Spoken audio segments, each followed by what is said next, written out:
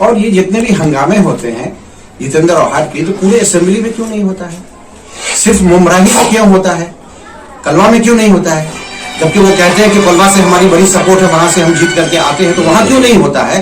क्या उनके सारे अंधभक्त यही मुमरा के अंदर बसते हैं? कि जो हालात आज के दिन में सुबह सुबह बनी वो बहुत अच्छी नहीं थी। किसी भी शख्स का कोई प्रॉब्लम हो तो उसके लिए अवाम को परेशान करना मुनासिब नहीं है। और ये जिन दोनों की झगड़े हैं, अब वो झगड़े हैं कि प्री प्लान्ड हैं या सेटिंग है, वो नहीं कह सकते हैं अभी फिलहाल। वो छठ पूजा के वक्त पे भी देखा गया, फिर अभी देखा जा रहा है।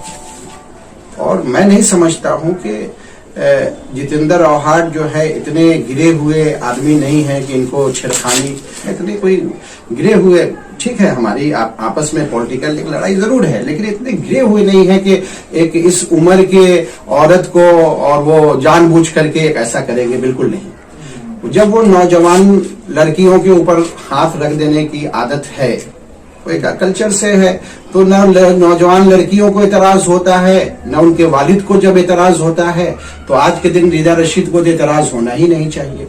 तो रिदा रशीद ने जो इतना सारा एक चीज बना डाला, वो मुनासिब नहीं, बिल्कुल मुनासिब इस शहर के लिए नहीं है। और जो पार्टी एनसीपी है वो भी इसको इस हद तक ले जा रही है, इसको ये पूरा पॉलिटिकल गिमिक है, जिसको कहते हैं कि सियासी नौटंकी, वो नौटंकी चल रही है। आप जानबूझ करके जो है वो ऑटो रिक्शा बंद करा रहे हो और आपके कॉर्पोरेटर देखे जा रहे हैं। तो जिसके ऊपर एफआईआर होना चाहिए था, वो कॉर्पोरेटर के ऊपर एफआईआर होना चाहिए, वो एनसीपी के लोगों के ऊपर एफआईआर होना चाहिए। इसलिए होना चाहिए कि आपने पब्लिक को जो है, आम पब्लिक को, जो सुबह में ऑफिस के लिए, आज मंडे का दिन था, ऑफिस जा रही थी, और उनको कितनी, अब सुबह सुबह बहुत सारे डॉक्टर के पास जा रहे हैं, ट्रेन पकड़ने जा रहे होंगे, आप जिस सब हरकत कर रहे हैं, कितने को परेशानियां हुई होंगी। तो पुलिस जो है वो गोया एक पॉलिटिकल पार्टी के लिए नहीं है, वो अवाम के लिए है। लेकिन आज जो एक पुलिस है, ये सब जो सत्ता में आता है उसके लिए बन जाती है। नौटंकी इसलिए मैं कर रहा हूं, इतने बड़े नेता हैं आप कि आपको पुलिस वाले सब पूरे जानते हैं, पूरा महाराष्ट्र जानता है?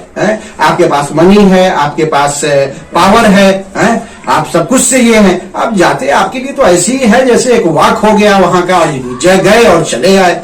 लेकिन आप सोचिए कि ये जो आज आपके ऊपर लगाया जा रहा है, बहुत सारे लोग एनसीपी से भी प्रभावित हुए हैं, और हमसे लोग आके कहे हैं कि देखिए हमारे ऊपर गलत इल्जाम लगा सकता है। तो जैसी की तैसी वो कहते हैं ना कि इंसान जैसा कर्म करेगा वैसा फल देगा, भगवान वाली बात है। आप तो खैर बड़े हैं, तो आपको लिए न पैसा का इंपॉर्टेंस है, न पोजीशन का डर है, और न किसी चीज का। लेकिन आम आदमी जब के ऊपर जब आपके लोग लगाते हैं या कोई आप लोग लगवाते हैं, तो उस वक्त सोचते हैं कि कैसा उसको गुजरती होगी, क्या गुजरती होगी। और आप देते हैं रिजिग्नेशन उसके ऊपर ट्विटर पर कौन सा रिजिग्नेशन होता है? पार्टी से रिजिग्नेशन दे रहे हैं तो समझ में आती है कि पार्टी का रिजिग्नेशन पार्टी के हेड कमान को दे दिया जाता है, फाइन।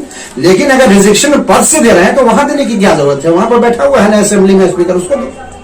ये तो नौटंकी है ना सरासर। आपको देना किसको है और हम दे किसको रहे हैं? एक नौटंकी का खेल हमने बना रखा है। तो ये खेल मत खेलिए। और बहुत मालूम है कि अभी क्या क्या होने वाला है, अनकरीब मैं समझ सकता हूं पॉलिटिक्स क्या हो सकती है। आपने देखा होगा कि बाला साहब ठाकरे जी के इंतकाल के बाद शिवसेना का क्या हाल हुआ है, और अभी आने वाले वक्त में हम तो दुआ करते हैं कि उनको लंबी उम्र, लेकिन उनकी तबीयत बहुत अच्छी नहीं है। हमें मालूम है कि क्या क्या नौटंकी, कौन कौन सक्सेशन के लिए दौड़ लगाएगा और कैसे कैसे इस पूरे खेल को खेलेगा और अपनी अहमियत को बढ़ाने की कोशिश करेगा और अपनी ताकत को दिखाएगा, वो एक अलग चीज है। लेकिन जो हुआ यहाँ शहर में सुबह के वक्त में, वो बड़ी शर्मनाक है और इसका हम निंदा करते हैं। और हम आवाम से कहते हैं कि आवाम जो है जब इस किस्म की चीजें हो तो फौरन बाहर आए। उसे चंद पैसे यहाँ कमा लेते हैं, अपना बिल्डिंगें बना लेते हैं, उसके बाद सोचते हैं कि मुमरा की आवाम हमारी पूरी की पूरी जो है जागीर, हमारे बाप की जागीर हो गई है, जब चाहे इनको हम बंद करा दें, जब चाहे जो चाहे करे। तो ये गुंडागर्दी, बदतमीजी छोड़ देना चाहिए। ये जितना नुकसान हुआ है जिन जिन ऑटो वालों का, उसका क्या होगा? आप लोग तो सब अच्छे हैं, कमाए हुए हैं, सबका बंगले बने हुए हैं, सबकी गाड़ियां हैं, उनका क्या? आपका ये जो बेचारे रोजाना खाते हैं, कोई जो ऐसे ऑटो रिक्शा वाले हैं जो भाड़े पर उनका चलता है, उनको शाम में जिस आदमी का है उसको देना पड़ता है, तो वो कहां से खाएंगे? तो क्या आप, और उनको भी चाहिए ऑटो यूनियन का, जिनका जिनका नुकसान हुआ है, इनकी जहां जहां ऑफिसेज है वहां पर एप्लीकेशन दो, बताएं कि इस तारीख को हमको ये हुआ और उसकी वजह से आपके बंद कराने की वजह से ये तकलीफ है, इतना पैसा दीजिए। और उनको चाहिए कि जहां जहां है वहां पर लाइन लगा के इनको भी डेट डिक्लेयर करना चाहिए कि इस डेट में ऑटो वालों का जो हम लोगों ने नुकसान किया है, जो जो क्लेम है वो हम उसको रिम्बर्समेंट करेंगे, ये ऑटो वालों का, रिक्शा का ये करें। इस तरह से गरीबों के ऊपर अत्याचार होता रहेगा, हम देखते नहीं रहेंगे। और ये जितने भी हंगामे होते हैं जितेंद्र औहाट की, तो पूरे असेंबली में क्यों नहीं होता है? सिर्फ मुमराही में क्यों होता है? कलवा में क्यों नहीं होता है? जबकि वो कहते हैं कि कलवा से हमारी बड़ी सपोर्ट है, वहां से हम जीत करके आते हैं, तो वहां क्यों नहीं होता है? क्या उनके सारे अंधभक्त यही मुमरा के अंदर बसते हैं?